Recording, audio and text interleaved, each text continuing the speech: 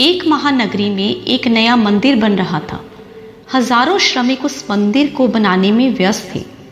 पत्थर तोड़े जा रहे थे, मूर्तियां गढ़ी जा रही थी, दीवारें उठ रही थी। एक परदेसी व्यक्ति उस मंदिर के पास से गुजर रहा था। पत्थर तोड़ रहे एक मजदूर से उसने पूछा कि मेरे मित्र, तुम ये क्या कर रहे हो?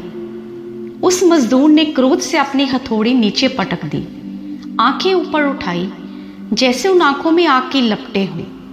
ऐसे उस मजदूर ने उस अजनबी को देखा और कहा, अंधे हो, दिखाई नहीं पड़ता कि मैं पत्थर तोड़ रहा हूं? ये भी कोई पूछने की बात है?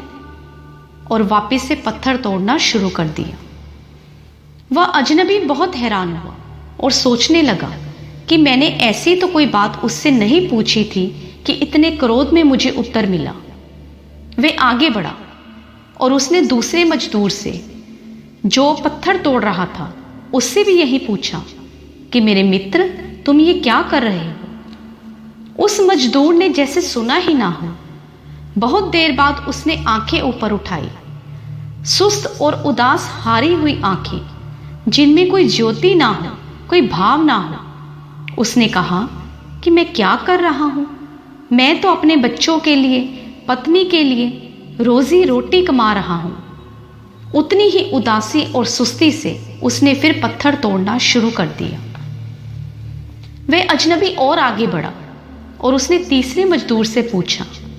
वह मजदूर भी पत्थर तोड़ रहा था, लेकिन वह पत्थर तो तोड़ रहा था, साथ में गीत भी गुनगुना रहा था।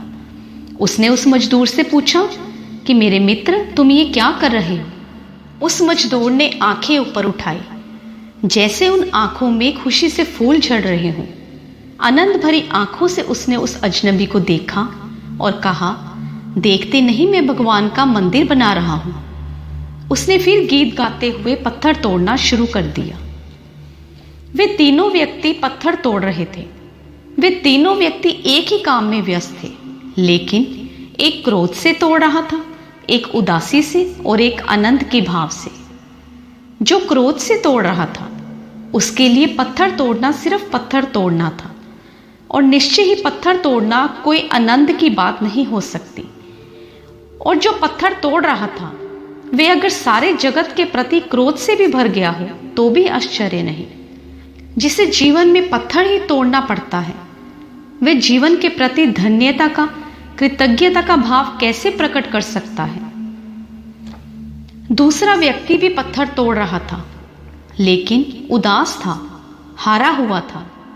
जो जीवन को केवल आजीविका बना ले, उसे रोजी रोटी का अवसर बना ले, वह हमेशा उदास और हारा हुआ ही होता है।